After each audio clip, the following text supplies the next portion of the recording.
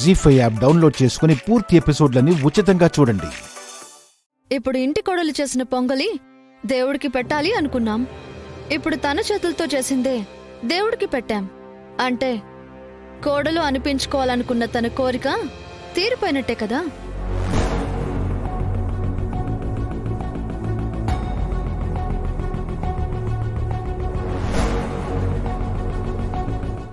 ఇల్లన్నాక కొన్ని పద్ధతులు సాంప్రదాయాలు ఉంటాయి.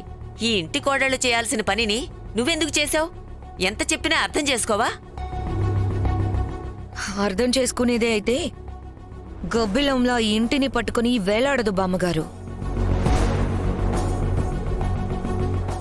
అసలు పాయసం మాత్రమే చేసావా, లేకపోతే అందులో ఏమైనా కలిపి మమ్మల్ని అందరినీ పైకి పంపాలని చూసావా?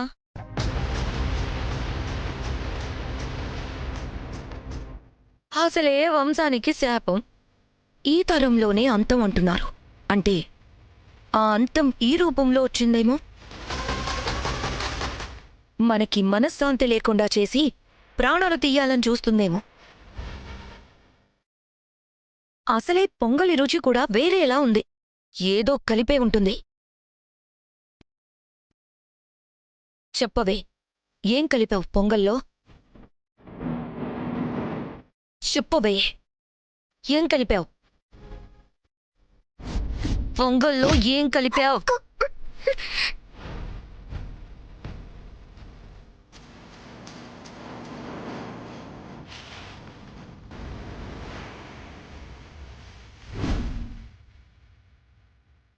వదినా,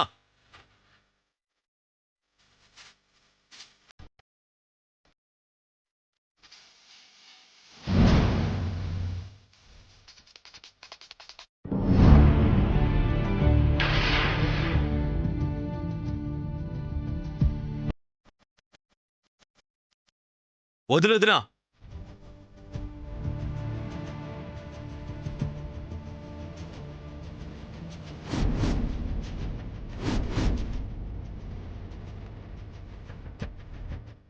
చేయొదులు.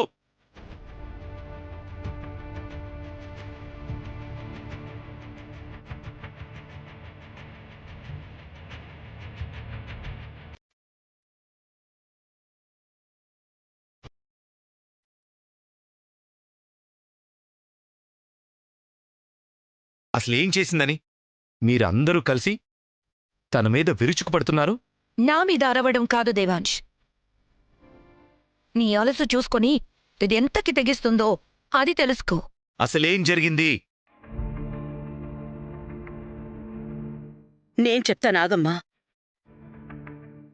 పండుగ పూట దేవుడికి నైవేద్యం పెట్టాలని నా కోడళ్ల చేత పొంగల్ చేయిస్తే, ఇది కోడలనిపించుకోవాలని వాళ్ళు చేసింది పారబోసి తను చేసింది ప్రసాదంగా పెట్టింది. నేను కావాలని పడేలేదు బావా. అయినా ప్రసాదంగా చేసిందాన్ని ఎవరైనా పడేస్తారా? అమ్మకి పాలు కలపటానికి ఆ పాత్రని పక్కన పెడుతుండగా జారి పడిపోయింది. అందుకే వెంటనే మళ్ళీ ప్రసాదం చేశాను.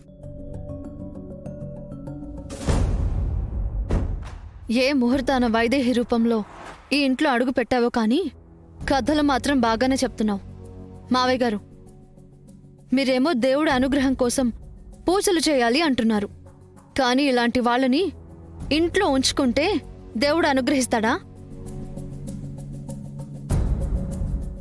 దేవాంశ్ మనశ్శాంతిగా ఉండగలుగుతాడా?